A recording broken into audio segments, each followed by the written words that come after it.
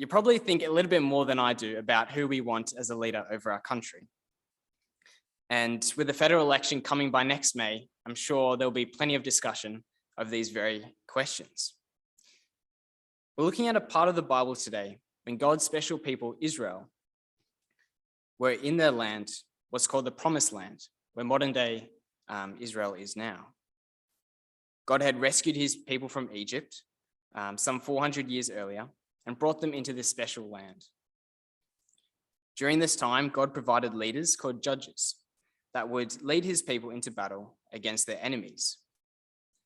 Samuel is the last of these judges, and as he's getting old, he appoints his sons as judges over Israel. Yet, as we'll see, this didn't go down too well. So we're at point 1, Israel asked for a king. There we go. Israel asked for a king. So we're going to pick it up from verse 1. So have a look in your Bible. We're going to be reading just verses 1 to 3.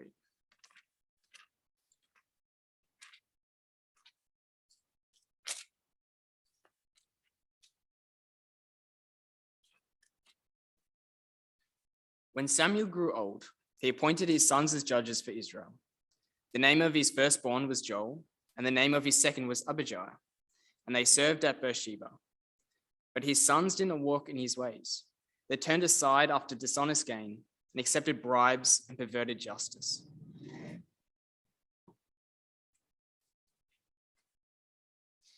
Samuel's sons are clearly not the right men for the job.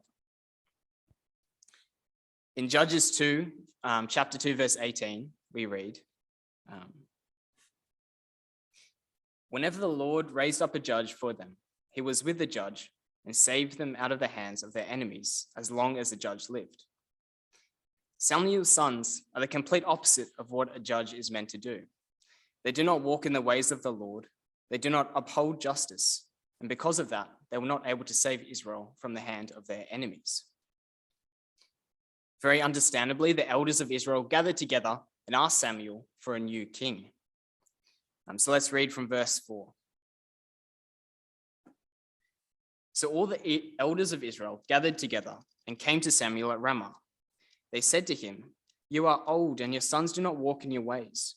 Now appoint a king to lead us, such as all the other nations have." It's important to see what motivation the Israelites have for asking for a king. It's true that they were not happy with Samuel's sons, but the real reason is that they wanted to fit in and be like the other nations around them.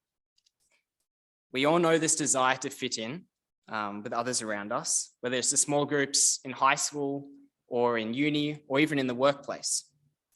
We find comfort and a sense of identity in being similar to those around us. But is it okay for Israel to want to be like the other nations? Well, we're up to point 2.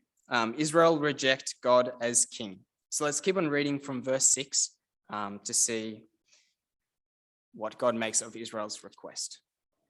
From verse 6.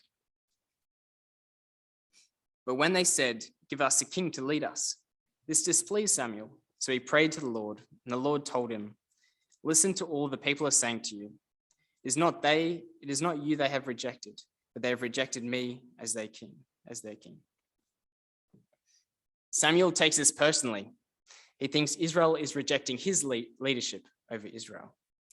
But God makes it clear to Samuel that they're not rejecting him as their king, but they're rejecting God himself as their king. This request does not come as a surprise to God. About 1,000 years before Israel requested a king, God called a man named Abraham to announce his plans for the world. We read in Genesis chapter 12, verse 7, or chapter 17 actually, the kings would come as descendants from Abraham. There's point number 2. No longer will you be called Abram. Your name will be Abraham, for I have made you a father of many nations. I'll make you very fruitful. I'll make a nations of you, and kings will come from you. So the problem is not that Israel's request for a king surprised God. The problem lies in Israel's motive for wanting a king to be like the other nations. When Moses led his people out of Israel, when Moses led Israel out of slavery in Egypt, God said to Moses, it's up on the screen, "You yourselves have seen what I did to you, did to Egypt, and how I carried you on eagle's wings and brought you to myself. Now, if you obey me fully and keep my covenant, then out of all nations you will be my treasured possession. Although the whole earth is mine, you will be for me a kingdom of priests and a holy nation." These are the words you are to speak to the Israelites. God has continually provided for his people ever since he brought them out of Egypt, and he holds them very close to himself. The tender expression, "I bore you on eagle's wings and brought you to myself," vividly depicts God sweeping his people out of slavery. When God calls his people to be a holy nation, he wants them to be different and set apart from the other nations around him. And he wants them to be his treasured possession. But they've not acted in this way. And coming back to 1 Samuel, so let's come back to 1 Samuel and read from the end of verse 7. "They have rejected me as their king, as they've done from the day I brought them up out of Egypt until this day, forsaking me and serving other gods. So they are doing to you." Israel has rejected God ever since he brought them out of Egypt in the way they have acted. They've not acted as God's special nation. And to top it all off, they even ask God to be just like the other nations. In doing this, they are forsaking God. But God says to Samuel to obey their voice and grant their request. Why? If Israel is rejecting God when they ask for a king, why would he be willing to grant their request? Well, here's a chance to chat with the person next to you or the people around you. The question is up on the screen. Why do you think God tells Samuel to obey the requests of the people and appoint a king? I'll give you a couple minutes.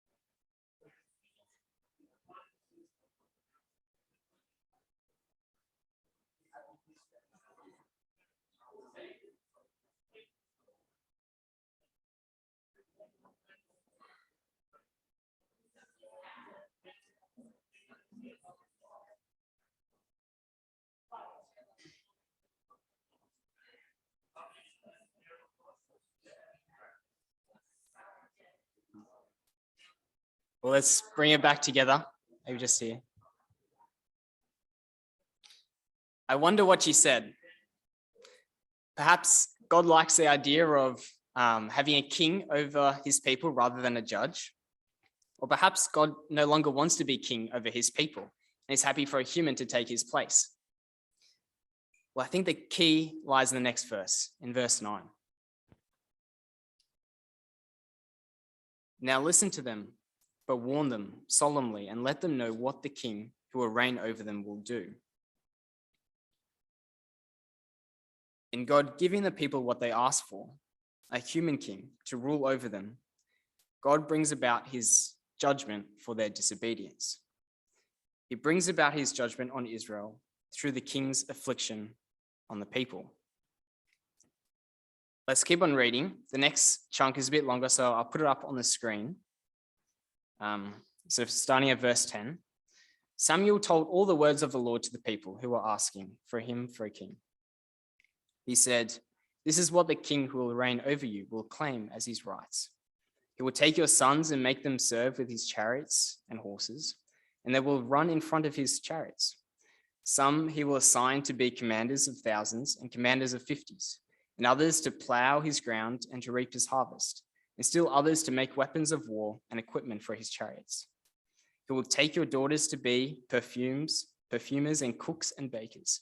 He will take the best of your fields and vineyards and olive groves and give them to his attendants.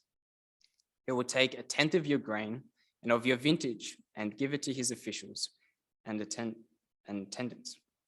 Your male and female servants and the best of your cattle and donkeys he will take for his own use. He will take a tenth of your flocks, and you yourselves will become his slaves.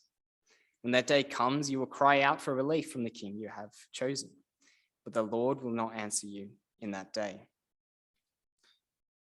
In a different translation of the Bible, cattle there in verse 16 is referred to as young men. Cattle and young men, I don't know how those two words could be confused. That's besides the point. The key is that the king will claim his rights over the people of Israel. Notice how many times the word he will take is used. He will take your sons. He will take your daughters.